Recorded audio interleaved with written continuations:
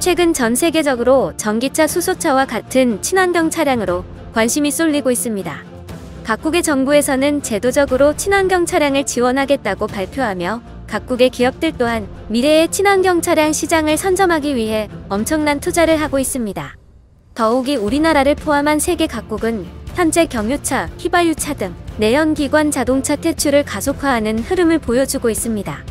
외신에 따르면 유럽은 경유차를 중심으로 한 내연기관 차량의 퇴출이 본격화되고 있습니다.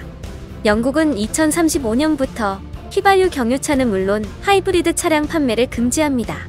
이는 2040년이었던 금지 적용 시기를 앞당긴 것입니다. 미국 캘리포니아주는 2035년까지 가솔린차 판매를 금지할 방침이라 전했습니다.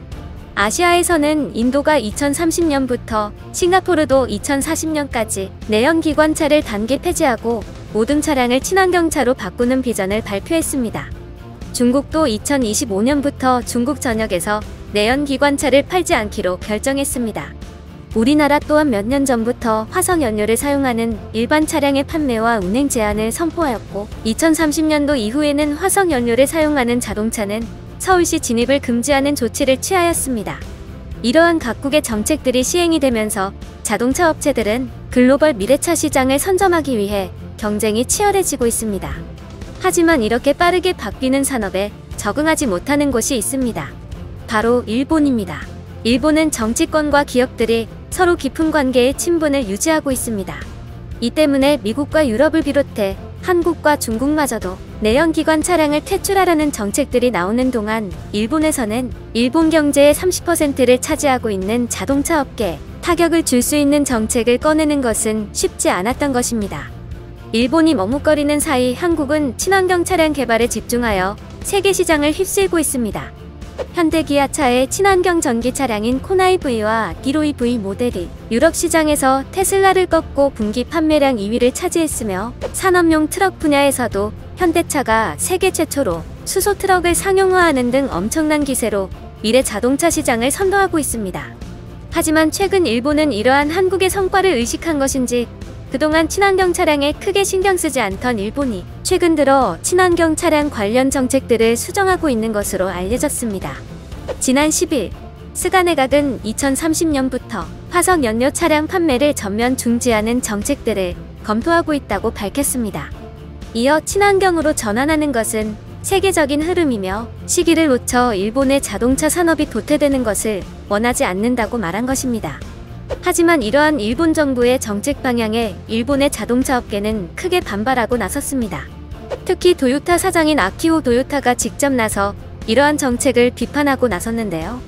일본 정부의 이러한 결정에 납득할 수 없다며 급진적인 정책 전환으로 수십 년간 공들인 자동차 회사의 생태계가 위태로워질 것이라며 반발하고 나섰습니다. 또한 도요타 사장은 기존 자동차 산업은 시스템적으로 완벽에 가깝고 그동안 세계 자동차 업계들은 이런 완벽에 가까운 시스템을 만들어내기 위해 수십 년을 노력해왔다며 이러한 노력이 허사가 되지 않도록 급진적인 정책은 삼가야 한다고 말하고 있습니다.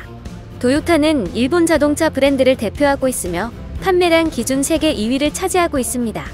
현재 잘 팔리고 있는 차를 왜 정책으로 제한하냐는 것입니다. 일본의 경제단체 연합회에서도 도요타 회장의 의견에 적극 동의하고 있다는 뜻을 밝히며 스가 내각의 이러한 정책에 제동이 걸릴 것으로 예상됩니다. 일본 기업의 이러한 시대적 흐름에 적응하지 못하는 행보는 과거에도 있었습니다. 90년대에서 2000년대 초반까지만 하더라도 일본의 전자산업은 세계적인 수준이었습니다. 하지만 일본 기업들은 시대적 흐름을 읽지 못하고 독자적인 노선을 추구하다가 결국에는 한국의 기술력에 밀리고 중국의 저가 물량 공세에 밀리며 몰락하고 말았습니다. 일본이 친환경 자동차를 둘러싼 정치권과 산업계의 힘겨루기가 한창일 때 한국은 이미 유럽 시장에서 좋은 실적을 내며 친환경 차량으로 탈바꿈하기 위한 준비를 하고 있습니다.